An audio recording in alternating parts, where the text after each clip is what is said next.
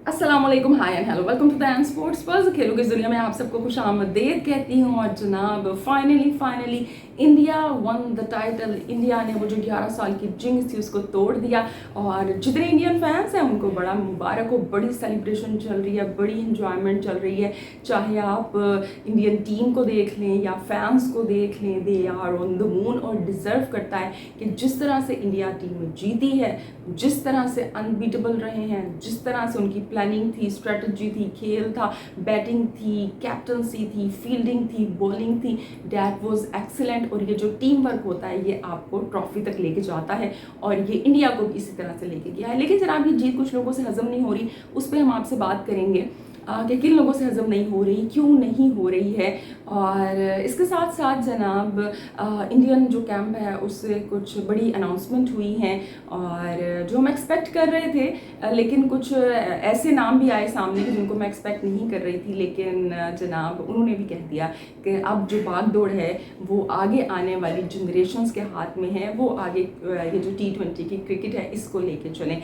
बड़े अच्छे तरीके से इंडियन क्रिकेट रिवॉल्व हो रही है, अपने बेस्ट से बेस्टेस्ट पे है। तो इस हवाले से बात करेंगे कि जो जीत का सफ़र रहा और ये जो बाहर की नॉइज़ेज़ हैं, जो प्रेशर है, इसको कैसे कंट्रोल किया।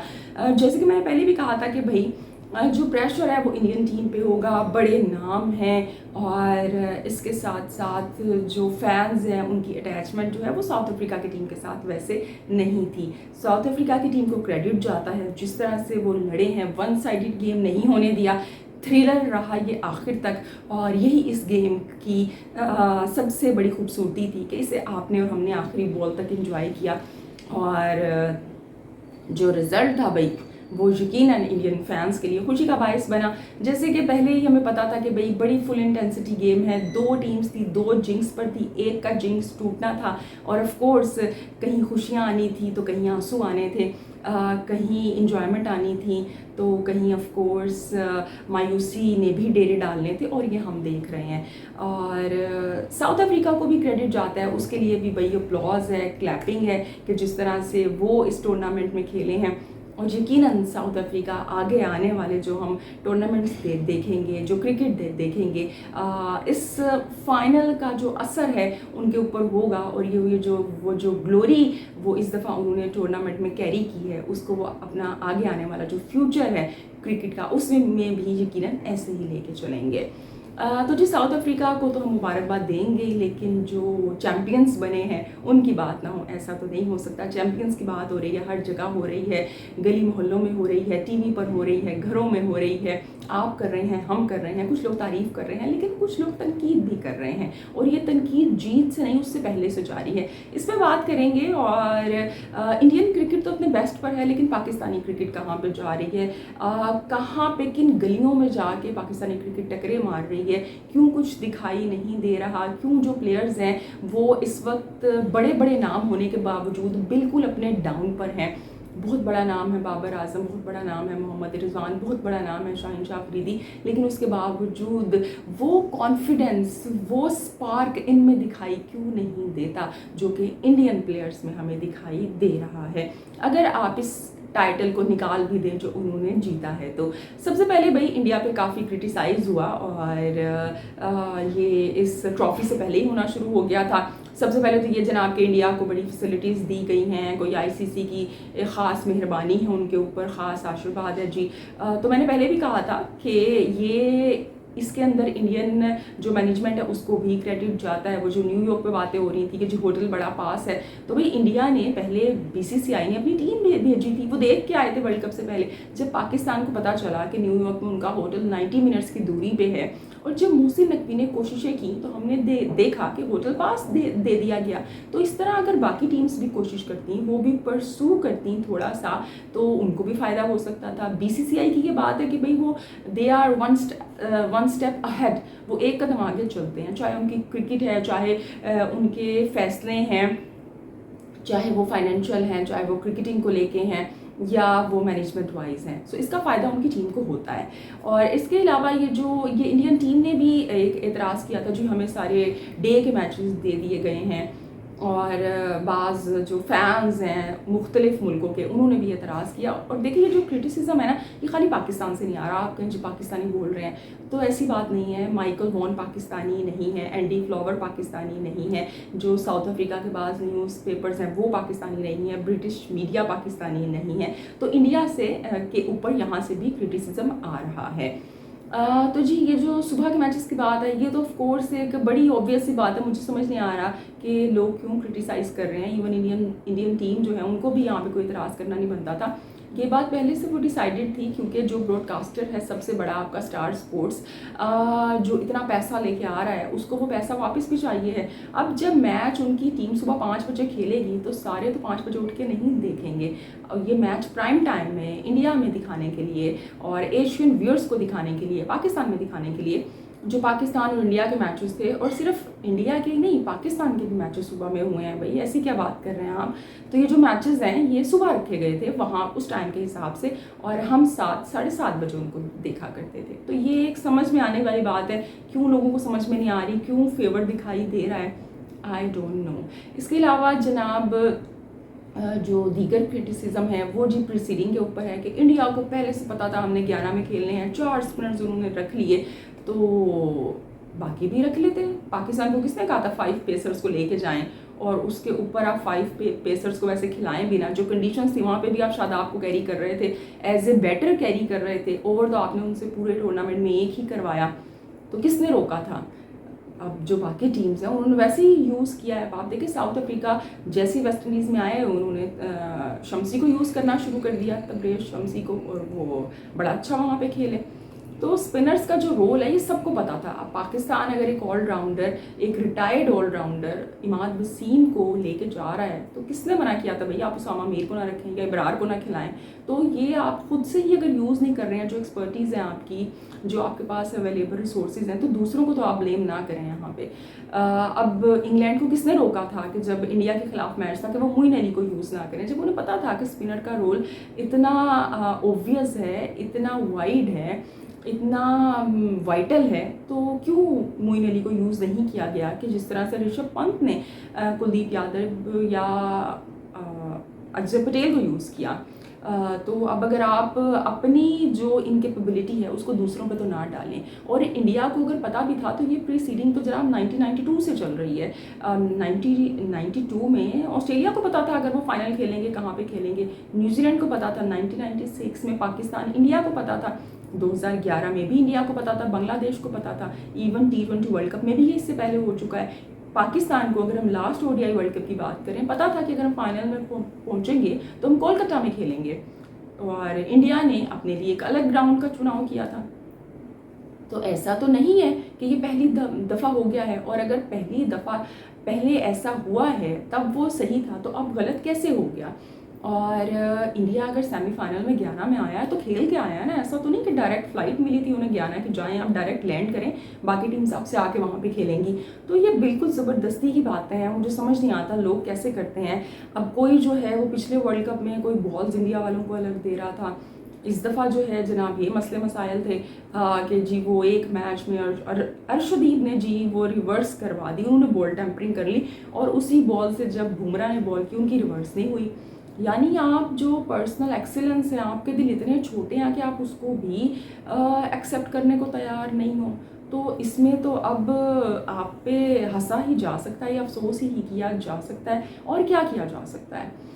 तो ये ज़बरदस्ती का क्रिटिसिज्म है। अब वो जो सूर्या कुमार यादव की बात हो रही है, अब वो कैच पे भी बात हो रही है कि वो जी जनाब कैच नहीं था और वो कैच दे दिया गया। अगर इंडिया ये मैच हार जाता तो कोई बात नहीं करता, अब वो जीत गया तो बात हो रही है। बिल्कुल आप बात करें, पोस्ट मैच बातें होती हैं, लेकिन अगर इस तरह की कोई वाकई कोई बात होती कि भाई वो कैच नहीं था, तो इतने जो एम्पायर्स वहाँ पे हैं, इतने लोग हैं, इतने खिलाड़ी हैं, उन्होंने वहाँ पे आके क्या नहीं बोलना था। तो बस ये ज़बरदस्ती की लोग बातें करते हैं। और ऋषभ पंत की बात हो रही है कि वो जो गुलबदीन वाला जो एक्टिंग है वो ऋषभ पंत ने थोड़ी सी की, कि जब वो क्लासन ने बड़ा अच्छा खेला था, 30 गेंदों पे 30 रन रह गए थे, वो पार्ट मुझसे मिस हो गया मैच का, मैंने वो नहीं देखा, इस वजह से मैं उस पर तो कुछ नहीं कह सकती कि वो एक्टिंग थी या वो सही था। लेकिन बहरहाल जनाब at the end India match जीत गया है, बड़ी अच्छी सेलिब्रेशन जारी है। और जी जो खिलाड़ी हैं वो भी बड़ा एंजॉय कर रहे हैं, किसी ने सर पर ट्रॉफी उठाई हुई है, कोई गले से लगा के फिर रहा है, कोई सो रहा है उसके साथ, कोई नाच रहा है उसके साथ। और मैं सोच रही थी कि हम एशियंस जो हैं वो ये जो टाइटल्स हैं इनको कितनी अहमियत देते हैं। मिचेल मार्श की मुझे वो पिक्चर याद आ रही थी कि वो जो अपनी टांग ट्रॉफ़ी पे रखे हुए थे और उसी ट्रॉफ़ी के लिए इंडियन प्लेयर्स जो थे वो डिप्रेशन में चले गए थे और वो आंसू बहा रहे थे और वो उस पर टांग रख के बैठे हुए थे। तो ये भाई वो कल्चरल वो डिफरेंस है। अब हम एशिया के लोग, पाकिस्तानी या इंडियंस या बांग्लादेशी ऐसे होते हैं कि हम जो टाइटल्स होते हैं या जो इज़्ज़त होती है ये हमारे लिए इज़्ज़त की बात है कि हमने एक टाइटल वो जीता है और हम उसको बड़ी अहमियत वो देते हैं, हम फिर उसको सीने से लगाते हैं, सर पे उठाते हैं, हम उस पर टांग नहीं रखते हैं। तो ये कल्चरल वो डिफरेंस था, बहरहाल जहन में आया, आप लोगों से शेयर कर दिया यहाँ पे। और जी इसके अलावा जो सबसे बड़ी मैं यहाँ पे बात कहूँगी कि टाइटल आपने जीत लिया, ठीक है, लेकिन आप देखें आपने वो जीता कैसे है। अपनी टीम के साथ जीता, अपने लेजेंड्स के साथ वो जीता और लेजेंड्स ने कहा कि भाई अब यहाँ तक हमारा सफ़र ख़त्म हुआ, अब नई जनरेशन आए, बागडोर संभाले। कोहली की रिटायरमेंट आई, कोहली की retirement I was not expecting. Rohit का पता था कि भाई रोहित का आखिरी है वर्ल्ड कप, राहुल द्रविड़ का हम सबको पता, लेकिन वो जिस तरह से जडेजा ने भी रिटायरमेंट का ऐलान कर दिया कल, और कोहली ने वो जिस तरह से ऐलान किया कि now my journey is over, अब नई जनरेशन आए वो संभाले, कितने बड़े दिल हैं इन लोगों के। और आपको पता है बाबर आजम बड़े खुश हैं इस सब के ऊपर। बाबर आजम इस रिटायरमेंट के ऊपर तो भंगड़े डाल रहे हैं। क्यों भंगड़े डाल रहे हैं? ये फिगर्स आप चेक करें जो आपके सामने हैं। T20 के अंदर सबसे ज़्यादा रन्स भाई रोहित शर्मा के, विराट कोहली के, फिर बाबर आजम के। अब बाबर आजम के पास खुला मैदान है भाई, अब रोहित शर्मा की कोई और वो इनिंग्स नहीं है या कोहली से T20 में कोई कंपैरिजन नहीं करेगा। तो बाबर आजम सुकून.com में है कि भाई अब मेरा खुला राज होगा। लेकिन बाबर आजम ज़रा सोचे, पहले तो वो इंडिया के लेजेंड से कंपेयर किए जाते थे और उस कंपैरिजन पे बातें हो रही होती थी कि कोहली स्ट्राइक रेट से खेल रहे हैं या रोहित ने ऐसी जनाब आग लगाई हुई है पावर प्ले के अंदर, इतनी अच्छी बल्लेबाजी कर रहे हैं, आप वैसे क्यों नहीं कर रहे रिजवान और बाबर। तो अब जो हैं वो लेजेंड्स तो चले गए, लेकिन जो यंगस्टर उनके हैं अब वो आपको टक्कर देंगे। और ये ज़्यादा एक इंसल्ट की बात होगी कि जायसवाल आपके आगे आने वाला बच्चा आपसे कहीं ज़्यादा अच्छा खेले।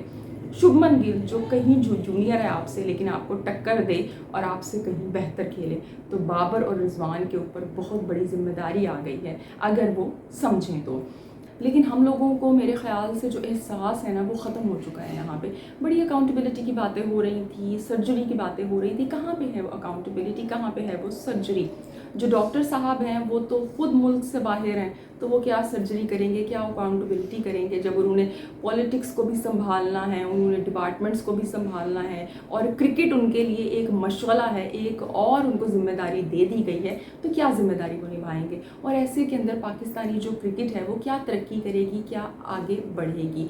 आप देखें दो टीम्स की अप्रोच का अंदाज़ा आप इससे लगाएं कि जो पाकिस्तानी टीम है इसके अंदर जो हमारे रिटायर्ड खिलाड़ी हैं उनको वापस लेके आया गया, वो वापस आए। इससे पहले उनकी जो प्रायोरिटी थी वो लीग थी, वो लीग खेल रहे थे। और इंडिया को आप देखें इस वर्ल्ड कप से पहले उनके जो खिलाड़ी थे, जो बड़े बड़े खिलाड़ी थे, वो T20 में आए, जीतने के लिए आए अपने मुल्क के लिए, और उसके बाद उन्होंने रिटायरमेंट का ऐलान किया। अब बाज़ लोग कहेंगे भाई हैं ये जो रोहित शर्मा हैं, जो कोहली हैं, ये भी तो 2022 के बाद से कोई T20 नहीं खेले हैं। तो बिल्कुल नहीं खेले हैं, लेकिन वो लीग्स भी नहीं खेल रहे थे, वो मुल्क के लिए खेल रहे थे ना, वो टेस्ट क्रिकेट खेल रहे थे। किसी ने ये तो नहीं मुँह उठा के कह दिया कि नहीं जनाब मैंने टेस्ट क्रिकेट नहीं खेलनी है हारिस रऊफ की तरह, या ODI खेल रहे थे। बेसिकली जो ODI पे मेन फोकस था उनका, जब हम अपनी ODI रैंकिंग्स बेहतर बनवा रहे थे ना छोटी छोटी टीम्स के खिलाफ खेल के, तो वो टेस्ट की तैयारी कर रहे थे तब, क्योंकि टेस्ट चैंपियनशिप चल रही थी। फिर जब ODI की बारी आई तो आप देख लें, जब ODI वर्ल्ड कप की तैयारी की, ODI खेलना शुरू किया, तो शुभमन गिल कैसे एकदम रैंकिंग में ऊपर चले गए थे, रोहित शर्मा ऊपर आ गए थे। तो वो लोग अपने इंडिविजुअल स्कोर्स के लिए नहीं खेलते हैं, टीम के लिए खेलते हैं।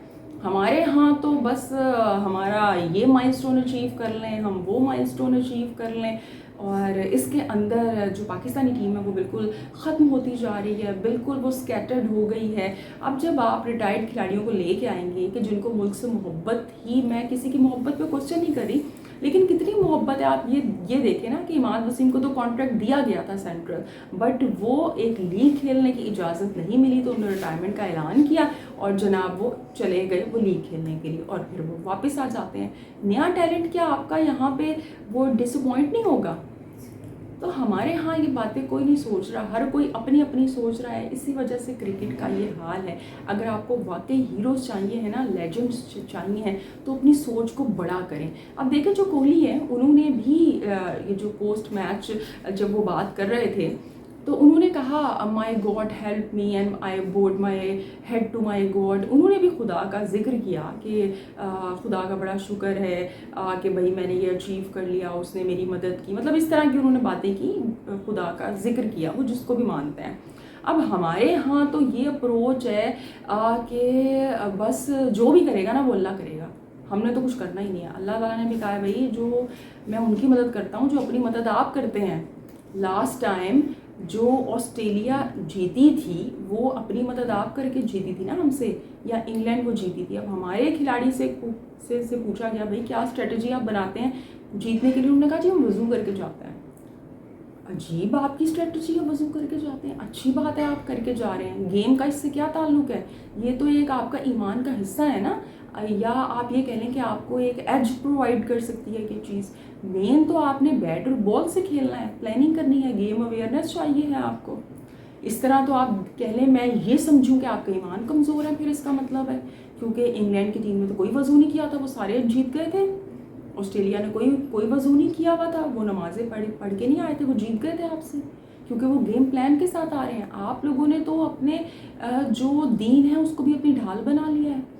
अगर आप रसूल खुदा के ज़माने में जाएंगे तो वो जब जंगें लड़ने के लिए जाया करते थे, वो जंग खैबर में जा रहे हैं या जंग ओहद में जा रहे हैं, तो वो कोई तस्बीहें पढ़ते हुए तो दाखिल नहीं होते थे ना मैदान के अंदर, तलवारें लेके दाखिल होते थे, लड़ते थे, प्लानिंग करते थे, स्ट्रेटजी बनाते थे और खुदा पे दिल के अंदर कामिल यकीन रखते थे। आप तो दूसरों पे क्वेश्चन कर रहे हैं कि भाई जो हमारी नीयत पे क्वेश्चन करेगा, जो मुल्क के लिए नहीं खेलेगा वो जलील होगा। और देखिए जब से रिजवान ने स्टेटमेंट दी है ना, टीम जलीलो ख्वार ही हो रही है। फिर तो अपनी सोच को बड़ा करें, आगे बढ़ें। ये मज़हब की ढाल के पीछे और कुदरत के निज़ाम के पीछे, इंटेंट के पीछे छुपना छोड़ दें। छुपेंगे तो एक्सपोज हो जाएंगे, सामने आएँ और लड़ें। तो जी ये थी आज की वीडियो। इंडिया के फैंस को अगेन मुबारक हो, जीत गई है। बल्कि मुझे ऐसे ही लगता है क्रिकेट की जीत हुई है। लोग मुझसे कह रहे थे कि भाई कौन सी टीम वो जीतेगी, तो मैं कह रही थी भाई इंडिया की टीम जीत जाएगी। एक तो वेल डिजर्विंग थे और दूसरा वो जिस तरह खेल रहे थे, तो ये क्रिकेट की जीत हुई है। मोटिवेशन है बहुत सी टीम्स के लिए, बहुत से लोगों के लिए। 11 साल बाद ये जीत मिली है। हिम्मत नहीं हारी टीम ने। आप देखिए कंटिन्यूसली फाइनल खेलती हुई आ रही है, मुसलसल नॉक कर रहे थे और फाइनली कामयाबी का टाइटल का दरवाज़ा खुला और इंडिया को ट्रॉफी मिल गई है। तो जी ये थी आज की वीडियो। अब आपसे कल मुलाकात होगी। अपना ढेर सारा ख्याल रखिएगा, हंसते मुस्कुराते रहिएगा क्योंकि आप मुस्कुराते हुए बहुत अच्छा लगता है। अल्लाह निगहबान है।